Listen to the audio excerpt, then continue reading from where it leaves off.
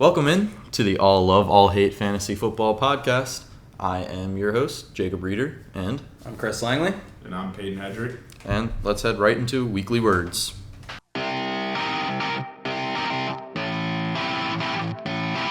we're going to start this week's weekly words with a great Monday night game coming this past week with the Chargers defeating Las Vegas Raiders, which now makes the Chargers number one in their division. It was a good game to watch. It was a high-scoring game. It was pretty fun. Yeah, I enjoyed the game. I enjoyed who won, too, the Chargers. I didn't get what I needed from Herbert, so that kind of sucked in fantasy. But other than that, it was a good night watching it, and I enjoyed it. I like how you say you didn't get enough in fantasy, yet he did throw 3 touchdowns. Just needed one more, man. I just needed one more. You just needed one more fleeting 6-point addition to your team, and you would have won. Yep. Next up, we got Stephon Gilmore coming in today that he was actually traded to the Panthers. Did this come as a surprise to you guys? I think it was more surprise of what they got in return. All they got was a 6th-round pick for.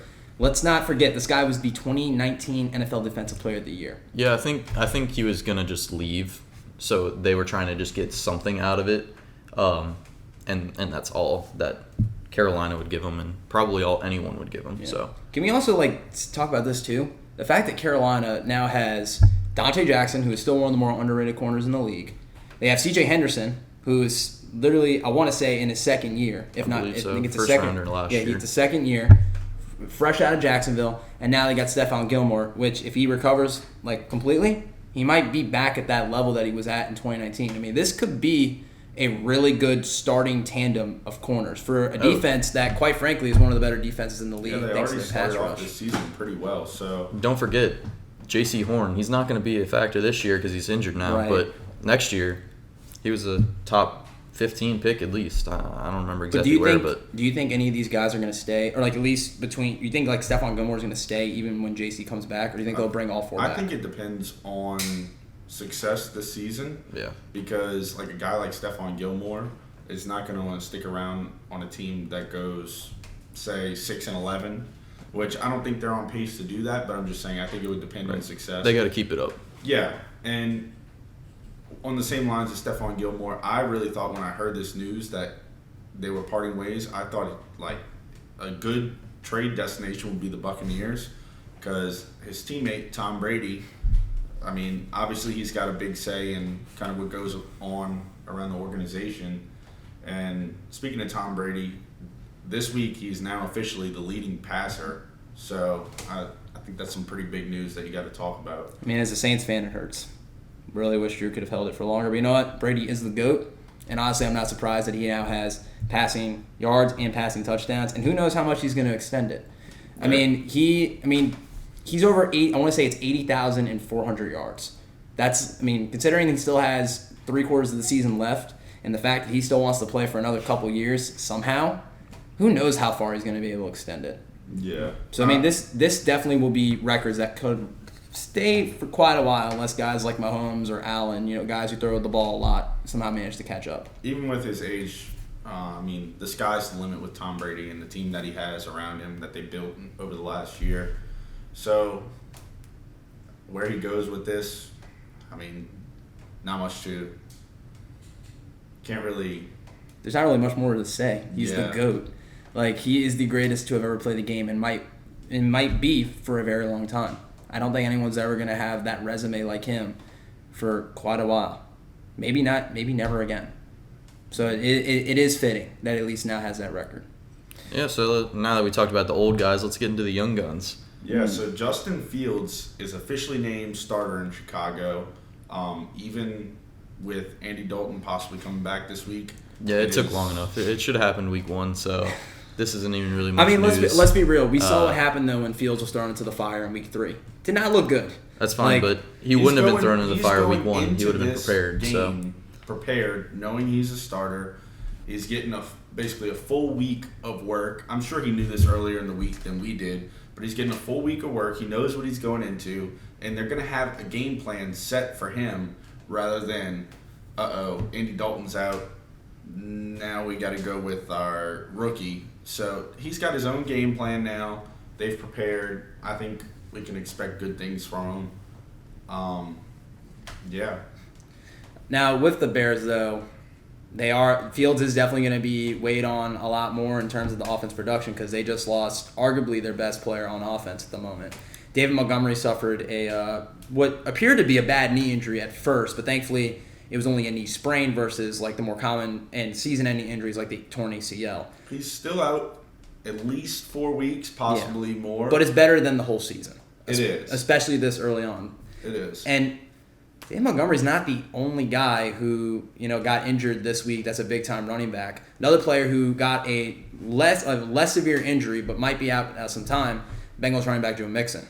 But people are saying he could be back on Monday. Do y'all think he'll be back? I mean, we'll see. He's always struggled with injuries throughout his career and had it last year too. Missed even more time, but they got Samaje Perine, who they gave the work the last few plays of that game as they were winning, and he looked fine. So obviously he's a fantasy pickup. Langley got him here in our league, snagged him before I could because I have Mixon on my team. But I mean, if he plays and Mixon doesn't, I would start him as a flex. I did offer you him in a trade. You said no. I know. I'm hoping it's just a 1 week thing, and I don't have to worry about it. I mean, a low ankle sprain. Like, how long is normally that out? Like 1-2 weeks. I mean, the high ankle sprain's 4 to 5, but low ankle's definitely like a year. Right. Yeah, but another thing that hit my fantasy team this week was DJ Chark going out in the second play of the game. That's tough. That hurt. And he was on and off this season, but I think that really helps out Marvin Jones and Laviska Shenault. Didn't help out Marvin Jones this past week, but looking forward, I would definitely be starting him, especially in my flex spot, if not wide receiver, being the top guy for Trevor Lawrence. Do you think, between those two, who do you think is going to be the bigger, who do you think will be the receiver number one, Jones or Shenault? I mean, I think Jones is just prospected as a wide receiver one, big guy on the outside, and Viska is just a guy that's going to get you yards after the catch. They've been using him more around the line of scrimmage. This game, we saw him get a deep ball and I think even drop a deep ball. So he got a couple passes deep that should help out his fantasy value. But we'll just have to wait and see. I think they'll both just bump up. There's no true third guy now because they have like Tavon Austin and guys like that, and nothing that's really popping out to me. But those two guys should both bump up in value. On the topic of the Jaguars, though, some stuff came out after the game on Thursday. For those of you who do not know, Urban Meyer, the head coach of the Jacksonville Jaguars, skipped his flight back to Jacksonville with the team. He said he was going to meet with family at a local restaurant. Well, video emerged of him at a bar with a girl basically grinding on him. It came out yesterday that Jacksonville Jaguars owner Shahid Khan said that Urban Meyer had to, quote, regain their trust. I think Meyer released a statement earlier today. I mean, the team's 0-4 right now, and there had been talks a couple weeks ago of Meyer even looking at the head coach position at USC. Right now, what do you think is going on in Jacksonville? Do you think Meyer can last a few more weeks, or do you think this trust could be irreversibly broken? I think it's hard for a team to get rid of a coach in the middle of a season. So at the very least, he's going to finish the season. I mean, how do you get a coach in the offseason, come up with a full season game plan, and just get rid of him? That's not going to happen unless he does something crazy. Yeah. And I just don't see that happening. I think he's going to settle down and regain that trust, at least for this season. If it's something they revisit in the offseason, I mean, that's for their record at the end of the year to show what they should do there. And by the way, it should be mentioned, Urban Meyer is also a married father. So, that's also, does not help at all. I feel bad for his family right now. I mean, obviously, I agree with you. I think they're going to hold him out for the long run, at least for the season. But just right now, Jaguars look lost. I mean, they almost had the win against the Bengals. They almost had the win against the Cardinals. But still, so far, they and the Lions are the only teams that are 0-4, and it just seems like more and more stuff is happening, behind the scenes. Who knows if it gets uglier than it already is? But that's all we can really do is just wait and see. Hopefully it isn't for Jacksonville Jaguars fans, but we really just won't know. We got a couple more injuries we're just going to run through, and then we're going to get into our other segments. What you got, Payton? Yeah, so we covered David Montgomery. Another one is Gronk. He has now emerging what we're seeing now is that it could actually be more serious than we thought before, is a cracked rib and a punctured lung. Oof. So they're still saying he's like day-to-day, but it's probably going to be a couple of weeks more realistically. T. Higgins is supposed to practice this week, but still questionable. Love to see the practice. And Sterling Shepard both have hamstring issues. They're both questionable. Christian McCaffrey is also questionable this week. I don't see him coming back this early. They need to wait at least one more week. I agree with that. Yeah. And there is one person you forgot that did not participate earlier today, might be out. Actually, I think that was the night. I think they are playing Thursday night. Chris Carson of the Seattle Seahawks. Yeah. He might be out, and so we might be seeing a third player be out, and it's going to be a third backup running back. This time, Alex Collins, who I'm pretty sure outpaced Carson throughout the game last week. Now, whether or not that was because of the injury or if that was just maybe game plan. Right. I mean, right now, it's definitely like a revolving door, especially like in fantasy with these backup running backs, because these guys, just running backs are having a really hard time staying healthy this year. It reminds me a lot of the 2017 season where just guys were getting injured left, right, and center. So, I mean, hoping all these guys get better, but right now it's just more or less seeing which backup running back is going to be the better running back. Yep. And I now think we're going to wrap this segment up and head into our next segment, Girl Talk.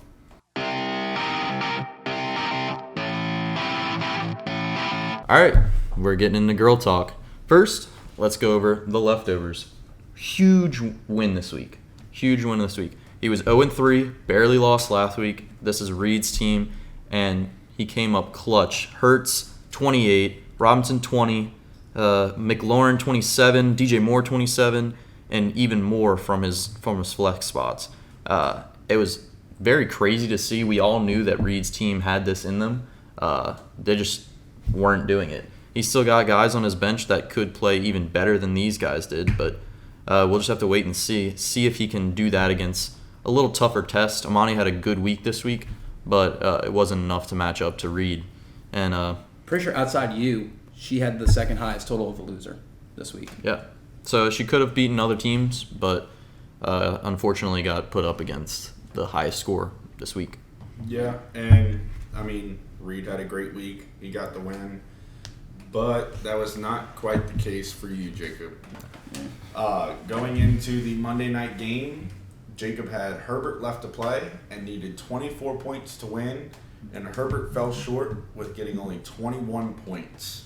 I know that was a pretty tough loss, especially watching the game with your opponent. So I just think it's funny, and it was tough to watch. I was with Ashton as we watched the game, and we were kind of going back and forth and freaking out and not freaking out, but it was a tough one to finish the week off on. I mean, if it makes you feel better, he also suffered a loss. He was unable to buy that sweet Derek Carr jersey. That's all right. All right. I mean, just think of it that way. That makes you feel better. And with teams winning and losing, that goes into the ladder. Big Patty Podcast is going to be putting out a new ranking system this week. What do you think is going to happen with that? It's going to be great. I cannot wait to be back at the bottom of the lineup as always, or bottom of the ladder, I should say. What do you think happens at the top, though? I mean, with all the smack talking, I think he can only be the big poopy Patty himself. I mean, you think he's number one? He thinks he's got the best running backs in the league. I mean, you want to list those running backs? Not to say that Eckler and Zeke aren't great running backs, because they are, but he is trying to give a lot of credit to Mr. Cordarrelle Patterson. Not saying he's a bad player. Not saying that if he's on the waivers, you shouldn't pick him up. I'm not saying you shouldn't start him or flex him. I'm just saying I don't see this lasting long term. Exactly. His previous highest scoring season, like most relevant in fantasy, he scored 4 touchdowns, got, I believe, a little over 400 receiving yards. And the way he's on pace right now, we would be seeing him score 20-plus touchdowns. It's not going to happen. You can keep him in your lineups until he disappoints you. But I just don't see it lasting all season. I don't see him being the guy that you picked up that's winning you leagues this year. Right. So I mean, in my honest opinion, he needs to be a receiver. Falcons' receiving room is already kind of thin as is outside of Ridley and Kyle Pitts. I mean, you could throw Hayden Hurst and like Russell Gage when he's healthy in there, but like honestly, they're not really running the ball that much, and even when they're doing it, they're not really successful. I mean, Mike Davis has been kind of a major letdown for a lot of fantasy owners, myself included, and they need to honestly Matt Ryan only has, I want to say, a couple more years left in him. Yeah. You might as well just go all out with the air raid offense. I mean, last week we saw that. 4 touchdowns, passing. Granted, they were all running backs per se. I mean, if you want to count Patterson as a running back. Right. But it's just, Patterson's been in the league for so long. He's been mainly used as the receiver, kick returner. He still is being used as a kick returner in Atlanta. He's doing basically 3 jobs at one. I personally think just that's overworking him. And I know fantasy football managers will be upset that I say that because it's like, well, that means more points for us. But no. He should honestly stick at receiver because that's his specialty. And who knows, maybe he actually is a good receiver. He'd be a good duo alongside Calvin Ridley potentially.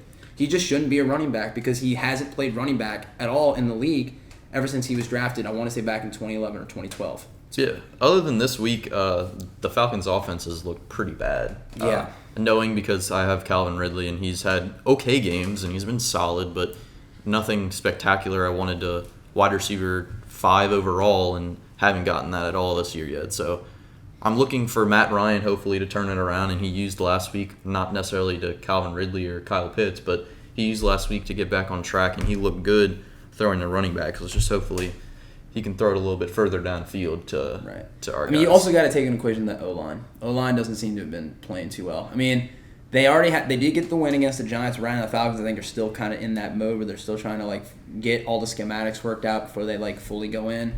I mean, I feel like this will definitely just be a transition year. I mean, obviously they transitioned. They're moved on from Julio, who's now in Tennessee. They're just still trying to find their footing with the offense, and you can even throw in the defense. Special teams has kind of been the same the past couple of years, even with Younghoe Koo. But yeah, I still stick with it. Patterson should be a receiver in my book. I mean, hey, as a receiver, he's still a flex technically speaking. Right. So you can put him in the flex spot, it won't matter. Right. It's just as a running back, it's just you're using him. I think you're using him the wrong way. And then when you look at the RBU, I don't know how your running back 4 can get 3 points a game or something like that in Miami. Just Myles Gaskins isn't strong. He got 3 the team's not strong. yards. 3 yards. So Myles Gaskin got 3 yards total. I wouldn't be looking for an RBU with Cordarrelle Patterson, who in Langley's opinion is a wide receiver, and Gaskin, who just literally can do nothing. I mean, before we get into Gaskin, on that point though, do y'all agree that he should be a receiver, or do you think he actually is working well as a running back? I mean, he's working well as a running back who's just catching passes. He's gotten he Maybe gets the 5 ball carries a 5 game. carries. So Yeah. it's basically putting McCaffrey in there, but taking away 3/4 of his carries. Yeah. So that's what he's getting, and he bonused off of 3 touchdowns this week, and that's great, and it helps you win. That's unsustainable, but he's being used as a pass catcher, and that's fine. And as he mentioned earlier, I want to say it was 4 touchdowns was his career high for Cordarrelle Patterson. He has 5 on the season right now. Yeah, right. He has 4 on the season. So. That was his rookie year. Yeah. Right. So he's a wide receiver. Not saying he can't be a good wide receiver. I'm definitely not saying he's going to be a great wide receiver. Could you flex him? Yeah. But if he is in that wide receiver spot, I don't think you necessarily want to flex him, because keep in mind he was only on the field for 19% of the snaps last game. I mean, there's not really many guys on your team that you want to start that are only in for 19% of the snaps. Right. And that's even guys that are getting that percentage of snaps, you want them running a route, and a good route, every single time they're on the field. And we might not see that. And with him emerging as being so great right now, if he lines up out there, they're going to put a better DB on him now. They're not going to treat him lightly.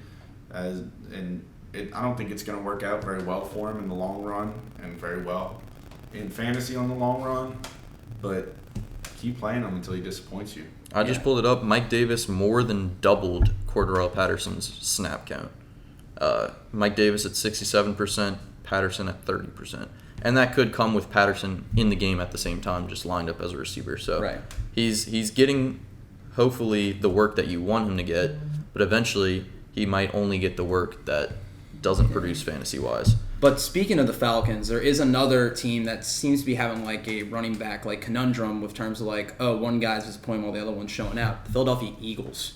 Kenneth Gainwell's been doing pretty well the last couple of games, but Miles Sanders has not lived up to expectations. I want to say you have it on your team. How many points did Sanders score last week? Like 3 or 4? No, it was like 7 or so. But Yeah. what you got to look at is they're both playing. Miles Sanders is outsnapping Gainwell by almost 20 snaps, and they're both getting efficient runs. Okay, Hurts is a running quarterback. That's fine.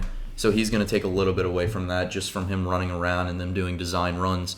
But they're both been very efficient. Yes, Kenneth Gainwell has gotten more lucky with touchdowns, which I think true. Sanders could come on, and he could get the touchdown run or the touchdown toss I from want to Jalen say Hurts. this was Gainwell's second game in a row he scored. Right. And up to this point, I don't think Sanders has even scored a touchdown. If he So has, if he scored Gainwell one. doesn't score that touchdown, he isn't near. He's the same level as Sanders, if worse, because he's gotten like only half the amount of The only snaps. worry that I would have is just like in a dynasty league, if you have Sanders and someone else has Gainwell, you just want to hope that at some point Gainwell does not start outpacing Sanders.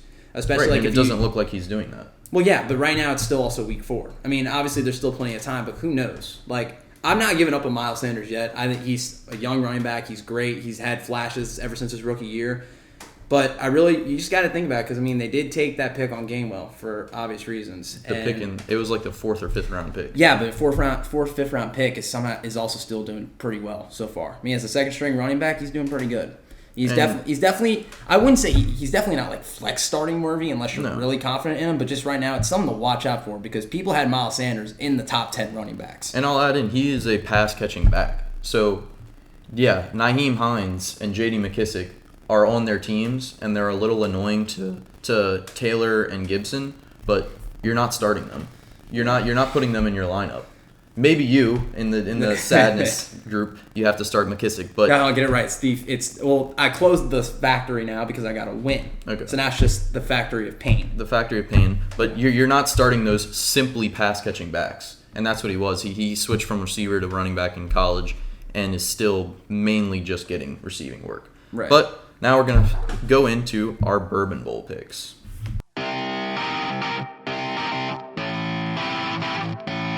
All right, let's get started with our Bourbon Bowl picks. But first, introduce our first guest of the season, Reed Darcey, another league member in our Dynasty League. We're going to start off with the Bills-Chiefs game over in Payton. Yeah, so welcome, Reed. He was my Bourbon Bowl matchup last week. He came out with a big win. We talked about it earlier.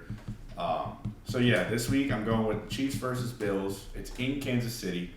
And this is going to be a big game because there are 10 guys in this game that are in starting lineups in our league. It's a lot. This is definitely one of the biggest games.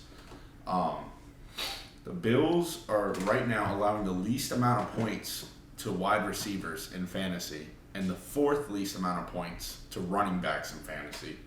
So, do you guys think that Kansas City breaks this streak and plays well against a good Bills defense?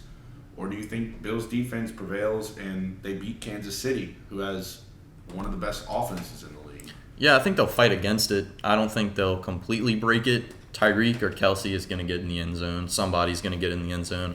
I see this being a high-scoring game no matter what.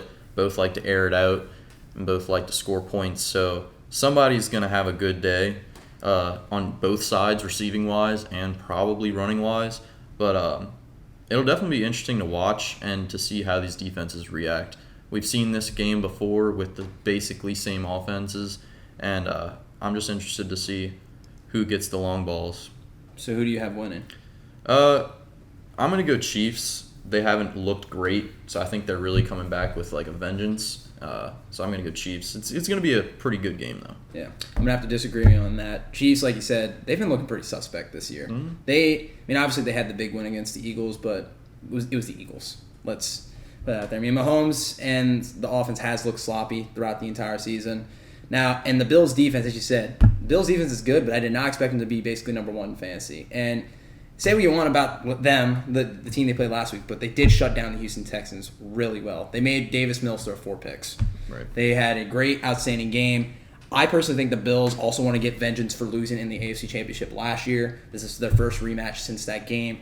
And I truly think the Bills are going to come out on top thanks to that offense as well as their defense. I agree with you, though. Someone will find the end zone, whether or not that's Hill, Kelsey, Clyde, or even one of their third-string receivers. Maybe even Josh Gordon, who's making his return to the NFL after signing to the practice squad before being elevated to the active squad for this game.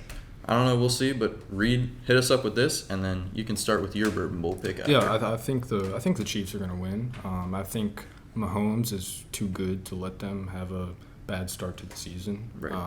And so I think, Mahomes is going to find a way to prevail at the end. And the Chiefs are good. They're better than the record indicates. They're going to be fine. And this win is going to get them back on track, and they're going to be a Super Bowl contender again. Right. All right. What's your Bourbon Bowl pick? Okay, I'm going Sean versus Sierra. This is going to be a pretty interesting matchup because two of the best teams in the league, I think. Let's see. Sean's got Cooper Kupp, who's been a surprise. He's got Chase, who's outperformed his ADP.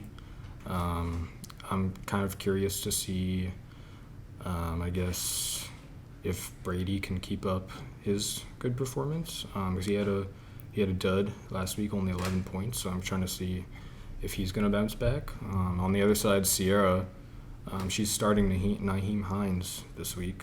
I'm not sure about that. It's tough when you lose McCaffrey. Yeah. So, I would know. Yeah, so she's gonna tread water until McCaffrey gets back. But once McCaffrey gets back, all she got to do is be in the playoffs. So Right. So she can withstand the McCaffrey injury. He'll be back at some point. So I think whether Sierra wins this week or loses, I think she'll be okay. But who do you think will win between these two? I got to go with Sean. Sean. Go Sean. So Sleepyheads will prevail over the Boa Constrictors. Yeah, I think so. I'm going to have to agree with that pick on the Sleepyheads. This team is just playing really well right now. Do I think it's going to keep up for the rest of the season? No, I don't. But for this week's sake, I think Sean's going to win. Yeah. What you got? I mean, I'll have to agree with you. I think Sean, just in terms of healthiness, I mean, when the whole team's healthy, no doubt Sierra's team is top 3, maybe up there at number 1 alongside your team. You can argue a couple of the others, but I just think Sean's team has surprised all of us. No one expected Cooper Kupp to be the number 1 receiver going into this week. I think he's still number 1, even though he didn't put up as much points as he normally did against the Cardinals. And Darrell Henderson's been doing pretty good in replacement for the injured Cam Akers. Tom Brady and Gronkowski have done really well. Gronkowski's been the major surprise, just scoring multiple touchdowns, I want to say, like the first 3 weeks. And Jamar Chase, I guess they were saying he drops the ball a lot, but seems like he hasn't really been doing that, and he's been doing really good. I think he's without doubt the best rookie receiver this year so far. Probably going to win Rookie of the Year, quite frankly. I think somebody, I forgot who it was, I think somebody passed on Jamar Chase in the rookie draft. I think someone... Yeah, somebody did. Somebody passed on Jamar. Actually, 3 people passed on Jamar. Yeah. But I can't remember who that was. we're still looking for the future. Javonte Williams is a good running back, and he's been playing well. Once he gets full, 20 attempts a game, 20 carries / receptions, you better watch out. That's all I got to say. But Sean's hot right now, and I don't think he cools down this week. Let's go So now into my Bourbon Bowl pick. All 4 of us are on Team Sean this week. Yeah. Nice. I'm looking at the DK Metcalf versus Jalen Ramsey matchup this week. It's been a history for the past 3 years. Ramsey has pretty much won, other than their first matchup. DK scored about 10 points. But they played 4 times. DK has scored 10 points, a little less than 8, a little less than 3, and 6 points. This is all half PPR, I believe, but he's pretty much shut him down, which could hurt Ashton's team this week. But I'm very interested to watch and see if Tyler Lockett produces because of Jalen Ramsey shadowing DK Metcalf. But it should be a good game, and I'm interested to watch. Into your Bourbon Bowl pick. is that game. What you got? Yeah. So, I mean, Thursday night we have Rams and Seahawks battling out. I want to say they're playing in Seattle. Or are they playing in LA? I'm not sure. Well, either wherever they play, both teams are coming in looking to win. Seattle is 2-2 on the season. They had a kind of a rough start, but they did bounce back against the Niners. Rams were the best team in the league up till last week, and then they got usurped by the team that beat them, the Arizona Cardinals. I mean, yeah, this will definitely be a major game to watch. And, I mean, one thing to watch for in Seattle is how much they're going to have to pass the ball because, again, they are going to be without – they're probably going to be without Chris Carson, but they haven't – they said they'll have his status by tomorrow night. So, personally, just because their team is completely healthy, aside from the season-ending injury to Akers, and they have one of the best defenses in the league, I have to say the Rams are going to come out victorious on this one. They're going to knock Seattle to 2-3 on the season. Rams will be 4-1, obviously with the new revamped offense, thanks to the addition of Matthew Stafford. I think Cooper Kupp and Robert Woods will have great games. I mean, against Quandre Diggs and a couple of the other guys for Seattle's defense.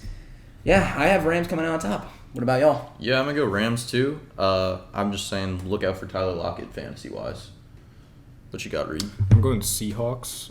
It's in Seattle, and so, All right, so it is that's going to be my major factor here. Going to be, Rams haven't played in that hostile environment in a long time in Seattle, and so I think I'll go Seattle.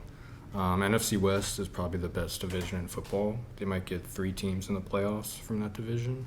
Potentially even 4, thanks to the new wildcard spot. Right. One division could actually go completely into the playoffs. One division winner and all 3 wildcards. Right. It's possible. Yeah, NFC West is an absolute gauntlet, and so, but I like Seattle. What about you, Pete? I think I'm gonna have to take Seattle at home on this one.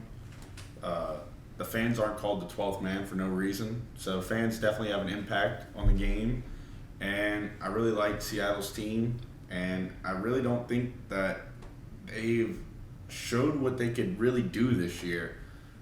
Russell Wilson is definitely getting older, but he's still a great quarterback. They got great receivers, and regardless of whoever they have lining up in the backfield, it's going to be a great running back, and defense is going to hold up. And I think that Seattle will win this week. With that, I think we're going to get into our final segment, and that's going to be our hot takes. That's a spicy meatball. Now, last week, Langley, me, and Payton were all wrong on our hot takes. We were 0-3 to start the season, but maybe we can get back on track this week, and we even have a 4th one coming at you. But first, Langley's going to start us off. All right, so back on the train that I was talking about earlier, guys. I'm sorry, I just still don't see Cordarrelle Patterson being a viable fantasy option. That's not a knock on the guy who. It's not a knock on the team that he is on currently right now in fantasy. The Jets are their opponent this week. Last week we saw Derrick Henry, although they lost, run a lot of yards on them. Derrick Henry, I want to say, had one of the higher fantasy totals of the week, behind Patterson, believe it or not. But to be honest, I can see the Falcons running the ball a lot if their defense can withstand Zach Wilson and the rest of the Jets' offense. So, you know what? I see Mike Davis potentially scoring more points than Patterson. The only thing that will prevent this from happening is if somehow Patterson finds the end zone multiple times. Right. That's the only reason. Okay. But I don't think they will, because at some point teams are going to have to realize, well, they're trying to make this their major weapon. We got to stop. We may have to put like 2 linebackers out in the box at zone, be able to cover Patterson on screen routes. I mean, sometimes they might line up receiver. But personally, I think the Falcons could get enough of a lead in London this week. And with that means they'll have to run the ball. So, in a sense, I can see Mike Davis outscoring Patterson. All right. I'm going to stay on the track with running backs. And Dalvin Cook, scored 5 points last week. It was kind of tough, just coming back off an injury, but I think he gets back on track this week. Scores over 20 points, back to RB1 form. Not going to help out Trey this week because he's on bye, but for the future, it'll be there. Yeah, my hot take is going to have to be that the rookie tight end in Atlanta, Kyle Pitts, who was considered generational talent going into his rookie year, everyone had huge expectations. Believe it or not, does not have a touchdown this season. So I think this week in London against the Jets, maybe we'll see some red zone work, and I think he's going to get his first touchdown this week. I think it's going to be a big week for him. And last but not least, Reed, what you got? My hot take, I don't know if I'm breaking the rules here, but my hot take is that the leftovers are going to win the championship. They're going all the way this year. All right, so it's a long hot take. If that's against podcast rules, I'm sorry, but I just got to say it. Well, I mean, here's the thing. We'll keep your record at 0-0 for now, but once the season ends, then we'll officially give you the tally. Let you know. Okay, quietly, second in the league in scoring by a pretty large margin. That's I think, good. Even though I'm 1-3. And I've got the top 5 quarterback. Jalen Hurts is number 3. Jalen Robinson, number 8. Najee, number 7. Terry McLaurin, number 6. DJ Moore, number 4. I got a tight end who I'm going to be starting at, Dawson Knox, number 6. So the roster's not the problem. All my guys are top 10 at their positions through 4 weeks. The numbers against me are going to start to regress to the mean, and so I'm going to start racking up some wins, and that starts this week against Langley. So yeah, please go easy on me. I know I'm going to lose this week, but I also wish it's not that big of a margin because then I'll have to rechange my name back to the Factory of Sadness. yeah. No offense against the Cleveland Browns. I just like the name, and that's currently the state of my team. 'Cause apparently, my team sucks, according to majority of our Dynasty League. And that's all from our hot takes. Reed, sign us out. Yeah, so this is the second episode of the All Love, All Hate Fantasy Football Podcast. Thanks for joining us. Like and subscribe, and leave a comment below. We'll see y'all next week. Thanks. Later.